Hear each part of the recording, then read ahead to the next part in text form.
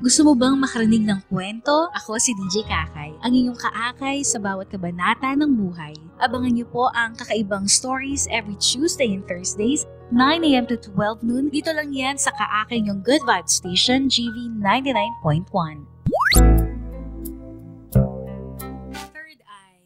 Ang pagkakaroon nito ay isang kakayahan na makita ang mga espiritu o hindi mga pangkaraniwang nilalang.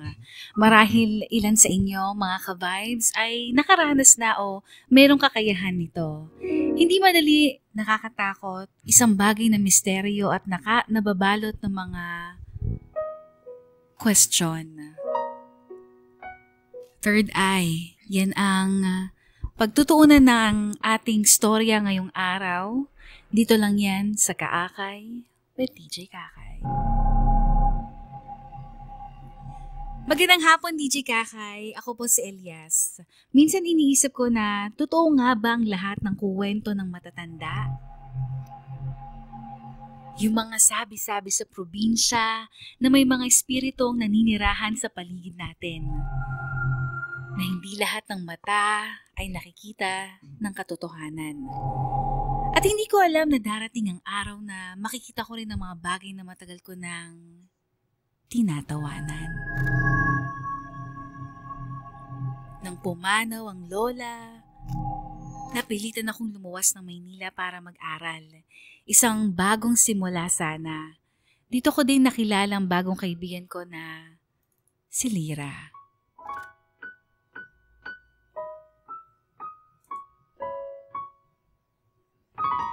Si Lyra ay isa din sa mga naniniwala sa mga nakikita lang o nararamdaman.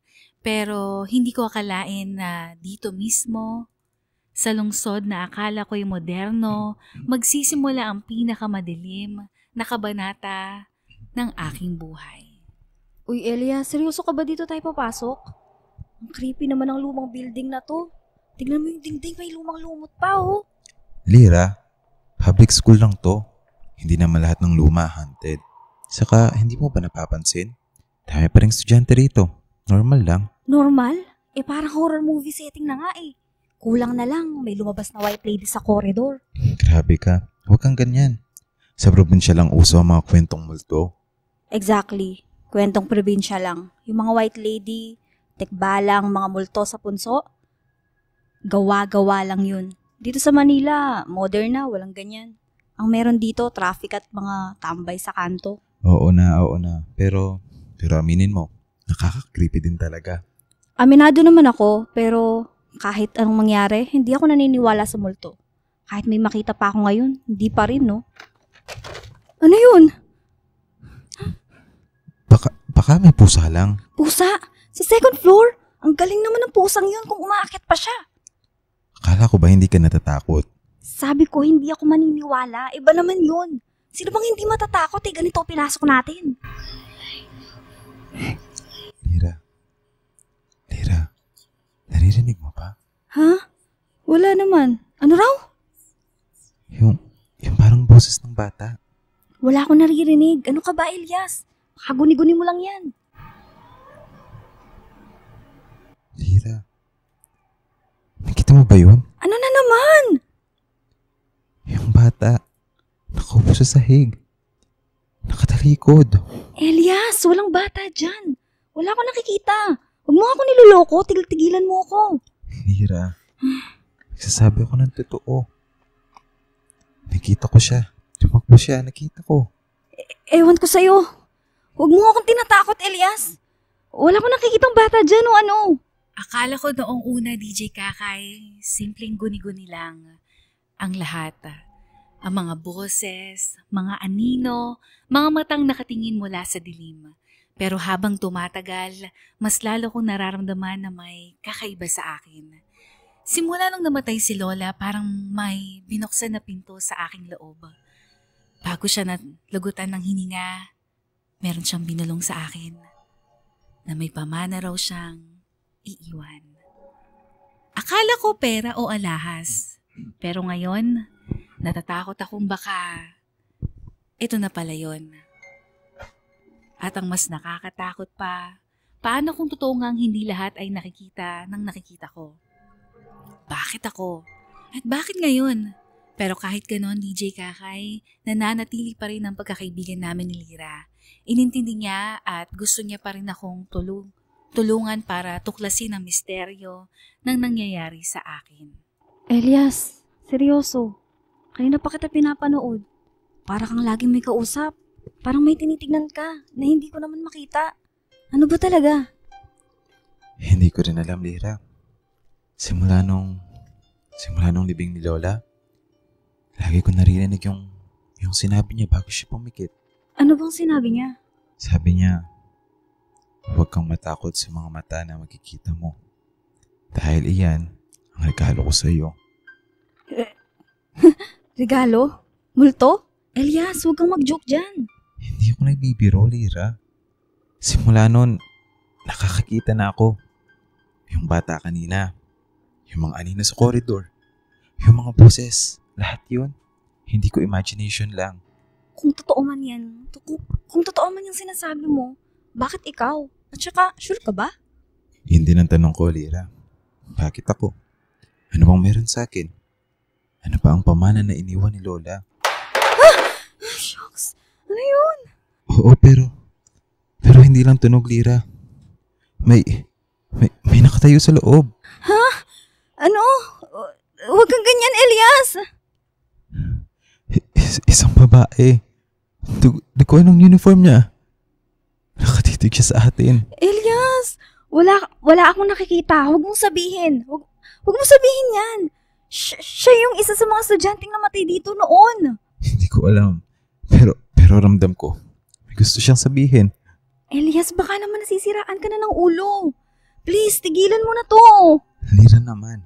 Pero kahit masiraan ka man ng ulo dyan, hindi kita iiwan.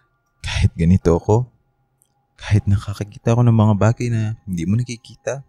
Oo, best friend kita eh. Kung ano man yung nakikita mo, tutulungan kitang maintindihan. Kung pama naman yan ng lola mo, baka hindi sumpa. Baka may dahilan. Pero, umarsa tayo dito. Sige, buti pa nga. Tara na. Mas lalo akong naguluhan, DJ Kakay, habang tumatagal. Mas lumilinaw ang mga nakikita ko. Mga mukha ng estudyanteng nawala o namatay sa paaralan. Mga aninong walang katawan. Mga tinig na bumubulong sa dilim. Hindi ito imahinasyon. Hindi rin ito basta guni-guni. Ang mas nakakatakot, ako lang ang nakakita sa kanila. Si Lira, kahit pilitin niyang maniwala, wala siyang nakita. Kaya kung minsan iniisip ko kung nasisira na ba ako ng pag-iisip. Pero sa gitna ng takot, may isang bagay ako natutunan. Hindi ko kayang harapin ito mag-isa. At sa bawat hakbang ko, palagi kong kasama si Lira. Ang kaibigan kong kahit hindi naniniwala nung una, ngayon ay handa na rin tuklasin ang katotohanan ng aking third eye. At dito din ako makakatagpo ng bagong kakampi na makakatulong sa akin para maintindihan kung ano ang nangyayari sa likod ng misteryong ito. Elias, hindi na to normal. Parang panaginip lang to. Pero ilang beses na, paulit-ulit mong sinasabi na may nakikita ka. Hindi ko rin alam. Hindi ko na magusto, Lira. Akala ko dati, epekto lang ng stress. Pero mas lumalakas eh. Simula nung sinabi ni Lola yung tungkol sa mata na ipapamana niya, parang may pinto na hindi ko na kayang isara. Alam mo ba kung anong tawag dyan? Ano? Third eye. Ikatlong mata, sabi nila.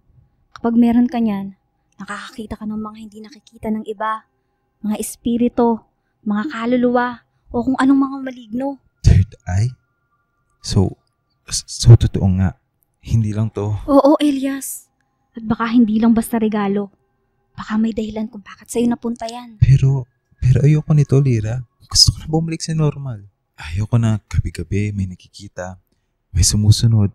Paano ko aalisin to? Alam mo, may kakilala ko. Sino?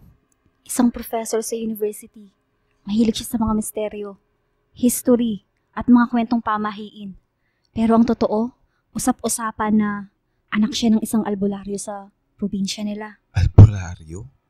Lira, baka naman scam lang yan. Hindi, Elias. Kilala ko siya. Hindi siya basta naniniwala lang. May alam siya sa mga bagay na tulad nito. Kung gusto mong maintindihan kung bakit ka nakakakita, baka siya lang ang makakapagpaliwanag. Siya lang din ba ang makakapagpaalis nito? Baka siya rin ang makakatulong. Pero Elias, baka kailangan mo rin tanggapin na hindi lahat ng bagay nawawala. Baka may dahilan kung bakit binuksan ng lola mo ang third eye mo. DJ Kakay, hindi naging madali ang pagdedesisyon kong sundan ang payo ni Lyra. Sino ba naman ako para magtiwala sa isang taong hindi ko pa masyadong nakikilala? Sabi nga ng iba, baliw daw siya, mahilig sa kababalaghan, walang paniniwala, ang mga estudyante at maging ang ilang guro sa universidad. Pero sa kabila ng lahat ng pag-aalinlangan, isang bagay ang hindi ko matanggal sa isip ko. Kung may taong makakaintindi sa akin, baka siya nga lang yon. At sa unang pagkakataon, humakbang ako papasok sa silid ni Professor Amara Salvador. Isang malamig na hangin ang sumalubong at sa bawat hakbang, para bang may mga matang nakamasid. Isang malamig na hangin ang sumalubong at sa bawat hakbang, para bang may mga matang nakamasid. Hindi ko alam kung tao ba yon o multo na naman. Pero isa lang ang sigurado, magsisimula na ang landas ng aking ikatlong mata. Excuse me po, Professor Amara Salvador? Sino kayo? Wala akong klase ngayon. Hindi ako tumatanggap ng bisita. Ako po si Elias, estudyante rito. At ito si Lyra, kaibigan ko. Pasensya na po kung storo po kami pero... Elias! Ikaw pala. Kanina pa kita nararamdaman. Po? Paano yun? Hindi na mahalaga kung paano. Ang mahalaga, alam ko kung bakit kayo nandito. Ang mata? Third eye? Professor, paano niyo nalaman? Dahil bago pa man kayo pumasok sa pintuang ito, Elias, kasama mo na sila. Mga kaluluwang ligaw.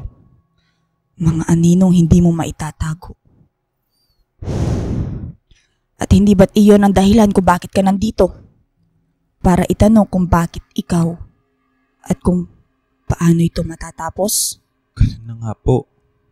Hindi ko alam kung sumpa ba ito o regalo. Pero ayoko na. Hindi ko kaya. Ayaw mo. Hindi ka binigyan ng mata para lang takbuhan ito, Elias. Hindi ako tutulong para lang isara mo. Dahil kung binuksan, ibig sabihin, may misyon ka. Misyon? Anong ibig niyo pong sabihin, Professor? Simula nang pumanaw si Lola, akala ko mawawala rin ang lahat ng takot at kwento na ikinukwento niya nung bata pa ako. Pero ngayong nasa Maynila na ako, mas lalo kong naramdaman na totoo pala ang lahat. Ang third eye. Ang kakayahang makita ang mga bagay-bagay na hindi nakikita ng iba. Hindi pala ito kwento lang. Ito palang realidad na kailangan kong harapin. At ngayong gabing ito, kasama si Lyra at ang isang propesor na tila mas kilalang sarili ko kaysa sa akin, unti-unti kong nalaman ang misyon ko, ang pamana ni Lola at ang sumpa o regalo na kailangan kong lagpasan. Elias, hindi aksidente ang lahat. Ang pagkakaroon mo ng ikatlong mata ay hindi sumpa, kundi pamana. Pero tandaan mo, ang bawat pamana ay may kapalit. Po? Ano po? May isang kaluluwang ligaw na nakasabit sa'yo o nakakabit sa'yo, Elias. Isa siyang espiritong hindi matahimik. Siya ang dahilan kung bakit lalo kang nakakakita. Hanggat hindi mo siya natutulungan, hindi ka makakawala. Kaluluwang nakakabit? Pero paano? Yun ang imisyon mo. Hanapin mo kung sino siya. Alamin mo kung bakit hindi siya matahimik at kung paano mo siya maililigtas. Hanggat hindi natatapos ang misyon, Elias, hindi ka makakawala sa ganyan. Pero bakit ako? Bakit akong pinili? Dahil ikaw ang apo ng isang babae na matagal nang may hawak ng regalong ito. Ang iyong lola. Bago siya pumanaw, ipinasa niya sa iyo ang kakayahan. At kasama noon ang responsibilidad. Professor, ibig niyo bang sabihin hindi basta mawawala ang third eye ni Elias kung gugustuhin niya lang? Tama. Hindi mo ito pwedeng takasan, Elias. Maaari ko lang ibigay ang kaalaman at gabay pero ang desisyon, nasa iyo. Tulungan mo ang kaluluwang iyon o hayaan mong lamunin ka ng mga multong palaging nakamasid. Ano pong kailangan kong gawin? Simula ngayon, hindi ka lang estudyante. Isa kang tagapamagitan. Maghanda ka, Elias, dahil ang unang hakbang ay hanapin ko sino ang kaluluwang iyon. At tandaan mo, hindi lahat ng multo ay kaaway, ha? Minsan sila ang magsasabi ng katotohanang matagal nang nakatago. Elias, sigurado ka ba dito? Kung ito ang kailangan, gagawin ko. Hindi ko ahayaan na habang buhay akong takot. Tama. Dahil ngayong gabi, magsisimula ng iyong pagsubok. Ano yun? Nandiyan na sila. Nandiyan na siya. DJ Kakay, hanggang ngayon ay halo-halo pa rin ang nararamdaman ko matapos ang lahat ng nangyari. Para bang may bigat na nakapatong sa akin na hindi ko alam kung paano ko haharapin. Pero isang bagay ang malinaw. Hindi ako pwedeng umatras. Kailangan kong harapin at tapusin ang misteryo sa likod ng aking ikatlong mata. Kaya DJ Kakay, sinimulan ko ang misyon na tinutukoy ni Professor Amara. Kasama ko si Lyra. Takot man kami, pinili pa rin naming maging matapang. At sa unang pagkakataon, naranasan ko ang hindi ko kailanman inakala. Nakipag-usap ako sa isang nilalang na hindi nakikita ng iba. Isang espiritu na kayang makita at maramdaman lamang na may ikatlong mata. At doon ko lalong naunawaan, DJ Kakay, na ang mundong ginagalawan ko ngayon ay hindi nakatulad ng dati. Elias, sigurado ka bang ito yung sinasabi ni Prof. Amara? Parang abandonado na itong bahay. Baka mamaya trespassing pa tayo. Ano ka ba, Lyra? Hindi ako nagkamali. Sinulat mismo ni Prof. Amara na dito daw. Dito natin siya makikita. Malay mo, dito natin masasagot ang lahat ng tanong. Ano? Nakikita mo na ba siya? Nararamdaman? Sabihin mo sa akin, Elias. Baka mamaya katabi ko na siya. Lyra, nandyan na siya. Elias! Huwag mo kong takutin. Wala akong nakikita. Pero ang lamig ng paligid. Para bang may ibang presensya. May sinabi na ba siya? Ano sinasabi niya? Sino ka? Anong pamana? Anong ibig mo sabihin? Elias, kanino ka ba nakikipag-usap? May boses. May kausap ako. Hindi ko maintindihan pero sinasabi niya may pamana raw ako. Alam mo naman yun. Elias, pero itanong mo pa, sino siya? Baka may alam siya tungkol sa third eye mo. Ano? Bakit? Si Professor Amara? Bakit siyang binanggit mo? Anong ibig mo sabihin? Si Prof. Amara? Bakit naman siya nadamay? May kinalaman ba talaga siya sa lahat ng ito? Sandali! Anong katotohanan? Bakit si Amara ang binanggit mo? Sabihin mo! Elias, tama na. Wala akong naririnig. Wala akong nakikita. Natatakot na ako. Sabihin mo sa akin ano ba talagang nangyayari? Lyra, may kaluluwa. Kinakausap ako. Sabi niya, ako raw ang may hawak ng pamana. At higit sa lahat, binanggit niya si Professor Amara. Sinabi niya, mag-ingat daw ako sa kanya. Ano? Pero siya lang ang inaasahan natin, Elias. Siya lang ang makakatulong sa'yo. Kung totoong sinabi ng espiritu, kanino pa tayo lalapit? Hindi ko alam, Lyra. Pero isang bagay ang sigurado. Nagsisimula na ang lahat. Hindi ko alam kung sino ang dapat kong pagkatiwalaan. DJ Kaka, hindi ako mapalagay sa mga narinig ko nung gabing kinausap ako ng espiritu. Hanggang ngayon, paulit-ulit na bumabalik sa isip ko ang boses na yon. Malamig, mabigat at puno ng babala. Hindi ko maintindihan kung bakit siya nagbabanggit ng mga bagay na pilit kong tinatakasan. Pamana, katotohanan, at higit sa lahat pangalan ni Professor Amara. Kung sino ang pwedeng pagdudahan, pero bakit siya? Siya na dapat ay gabay namin. Siya na dapat ay makakatulong sa akin para maintindihan ang sumpa ng aking third eye. Habang papalapit kami ni Lira sa lumang bahay ni Professor Amara, ramdam ko ang panginig sa bawat hakbang ko. Sa tuwing sisilip ako sa paligid, parang may mga matang nakamasid sa amin. Parang may bumubulong sa hangin. Sa tenga ko, na sinasabing, huwag kang magtiwala. At sa wakas, nasa harapan na namin ang kanyang pintuan. At sa loob ng pusong puno ng tanong at takot, handa akong humarap sa kanya. Ngayon, malalaman ko na ang totoo o mas lalo lang lalabo ang lahat. Kayo pala. Hali kayo, pumasok kayo. Ang bilis yun namang bumalik. Prof, kailangan naming malaman. May sinabi ang kaluluwa kay Elias at binanggit niyang pangalan mo. Prof. Amara, bakit ikaw? Bakit ikaw ang binanggit niya? Ano ba talaga ang pakay mo sa akin? Anong hindi mo sinasabi? Elias, maraming nilalang ang kayang mandaya ng damdamin. Kung ano man ang sinabi ng multo, huwag mong basta paniwalaan. Ang kaluluwa na iyon lang ang makakatulong sa inyo. Hindi ako. Hindi ako ang pakay niya. Pero bakit ikaw ang binanggit? Bakit sinabi niyang mag-ingat siya sa'yo? Oo nga. Siya mismo ang nagsabi na huwag kitang pagkatiwalaan. Ano ba talagang tinatago mo, Prof. Amara? Elias, kung lahat ng naririnig mo'y paniniwalaan mo, matagal ka nang nasiraan ng bait. Ang mga kaluluwa, hindi sila lagi nagsasabi ng totoo. Minsan, sinusubukan ka lang nila. Pero paano kung tama siya? Paano kung may tinatago ka nga? Kung totoo man ang sinabi niya, bakit nandito pa rin kayo? Bakit hindi kayo lumayo? Dahil alam ninyo, ako lang ang makakagabay sa inyo. Walang ibang makakaunawa sa sumpa mo, Elias, kundi ako. Prof, hindi ako bulag. Nararamdaman ko, may itinatago ka.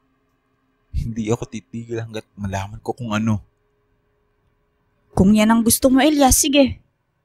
Hanapin mo ang sagot. Pero tandaan mo, minsan ang katotohanan mas nakakatakot pa sa mga multong kinakausap mo. Elias, baka tama siya. Baka hindi pa ito ang oras. Kung hindi ngayon, kailan, Prof? Hanggang kailan mo kami ilalayo sa katotohanan? Hanggang sa matutunan mong huwag basta magtiwala sa kahit kanino. Kahit sa akin. Kahit sa mga kaluluwa. Ang pinakamapanganib na kaaway, Elias, ay hindi yung nakikita mo, kundi yung mga taong inaakala mong kakampi. Kung gusto mo ng sagot, maghanda ka. Dahil darating ang oras na ikaw mismo ang pipili kung sino ang paniniwalaan mo. TG Kakay, sa mga gabing hindi ako makatulog, paulit-ulit kong iniisip ang mga sinasabi ng kaluluwa. Ang babala niya, ang pangalan na binanggit niya, at ang malamig na mga mata ni Professor Amara na hindi ko matukoy kung kakampi ba o kalaban. At ngayong muling binalikan namin ni Lira ang abandonadong bahay, doon ko sana gustong muling makausap ang espiritong iyon. Gusto kong marinig ulit ang sagot. Gusto kong malaman kung bakit ako. Bakit ako ang may third eye? Pero nang dumating kami, katahimikan lang ang bumungad sa amin. Walang boses, walang anino, wala ni isang bulong. Parang iniwan na ako, parang wala na akong pag-asa na mawala ang sumpang ito. Pero si Lira, siya ang bumuhay sa loob ko. Hindi niya ako iniwan, kahit na alam niyang mas lalo akong lumalapit sa dilim ng hindi may paliwanag na misteryo. At doon muli kaming nagpunta kay Professor Amara. Pero pagdating namin, may nakita kaming hindi ko hinakalain. May kausap siya. May kasamang presensya na hindi nakikita ni Lira. At nang tumamang mata ko sa anyong yon, isang babae, isang pamilyar na tinig, isang pamilyar na mukha. At doon nagsimula ang lahat ng tanong. Sino ba talaga si Amara? Ano ang tunay niyang pakay at bakit konektado siya sa pagkamatay ng aking mga magulang? Mama? Elias? Ano? Sinong tinatawag mo? Wala akong nakikita. Elias! Lira! Wala ba akong sinabi sa inyo? Bakit hindi kayo tumuloy sa abandonadong bahay? Huwag mong ibahin ang usapan, Prof. Sino kausap mo kanina? May nakita ko. Isang babae. At tinawag mo siyang mama. Bakit? Bakit siya nandito? Prof, huwag mo kaming lokohin.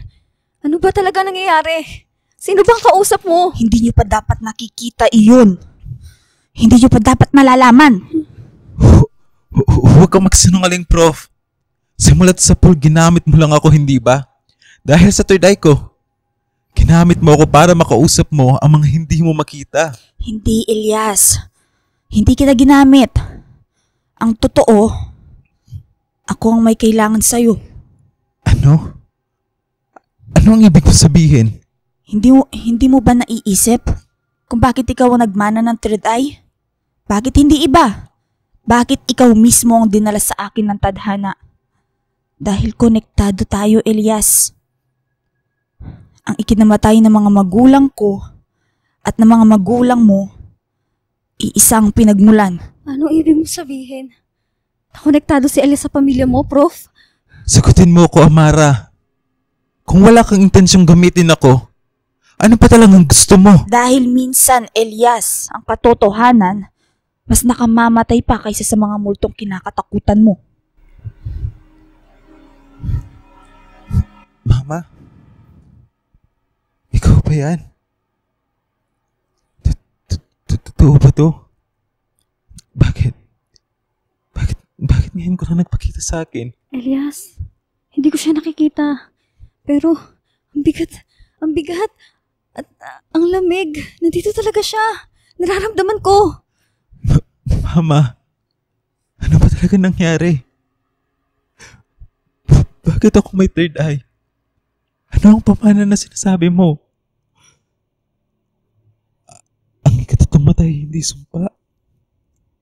Isang pamana para makita ang katotohanan na tinatapakan, na tinakpan ng kasinungalingan. Anong ibig sabihin? Sino dapat kong ingatan? Si Amara. Ano? Bakit siya? Ano ang kinalaman niya sa pagkamatay niyo? Mama! Huwag kang umalis! Sagutin mo ako, Mama! Tama na, Elias! Wala na siya. Huwag mong ipilit. Pero may sinabi siya. Hindi ba? Anong sinabi niya? Sinabi na mag-ingat daw tayo kay Amara. May tinatago siya. Hindi ko alam kung anong totoo. Pero kailangan na nating malaman, Lira. Elias. DJ Kakay, akala ko tapos na ang bangungot ng makausap ko ang kaluluwa ng aking ina. Pero hindi pa pala yon. Ang bawat tanong na kinikimkim ko ngayon ay may kasagutan. Ngunit ang kasagutan na ito ay mas masakit kaysa sa kahit anong sugat na dumapos sa aking pagkatao. Dahil ngayon ko lang nalaman na ang pagkamatay ng mama ko ay hindi simpleng aksidente o tadhana. At ang pinakamasakit, ang taong pinagkakatiwalaan ko ngayon na si Professor Amara ay may koneksyon sa lahat ng iyon. Sabihin mo na, Prof. Amara. Bakit binanggit ka ng kaluluwa? Bakit binanggit ang pangalan mo? Anong kinalaman mo sa pagkamatay ng mama ko? Elias, ang totoo, matagal nang konektado ang pamilya mo at pamilya ko. Hindi aksidente na nagkita tayo. Anong ibig mo sabihin? Ang mama mo, Elias, hindi niya naisara ang kanyang third eye. Nakikita niya mga kaluluwang hindi nabigyan ng hustisya. Mga kaluluwang nagdurusa. At dahil doon, araw-araw silang lumalapit sa kanya. Humihingi ng tulong. Humihingi ng katarungan. Kaya siya nabaliw. Dahil hinabol siya ng mga kaluluwang iyon. Oo, Elias. Unti-unti siyang nabaliw. Hindi niya kinaya ang bigat ng mga tinig at presensya sa paligid niya. Hanggang siya mismo ang naging punteriya ng mga kaluluwa. Dahil alam nilang siya lamang ang nakakakita. Hindi totoo yan. At ang pinakamasakit, ginamit siya ng pamilya ko. Oo, Elias, ginamit ng pamilya namin ng mama mo para sa mga kaluluwang hindi namin kayang lapitan. Siya ang naging daan para makita ang mga biktima ng kasaysayan, pero Dahil doon siya rin ang naging punteriya ng kanilang galit. Kaya siya namatay. Dahil sa inyo. Dahil sa sumpang ito. Dahil sa third eye na ito. Elias, tama na. Ikalma mo ang sarili mo. Ayoko na nito, Amara. Alisin mo na ito, sumpa. Ayoko na.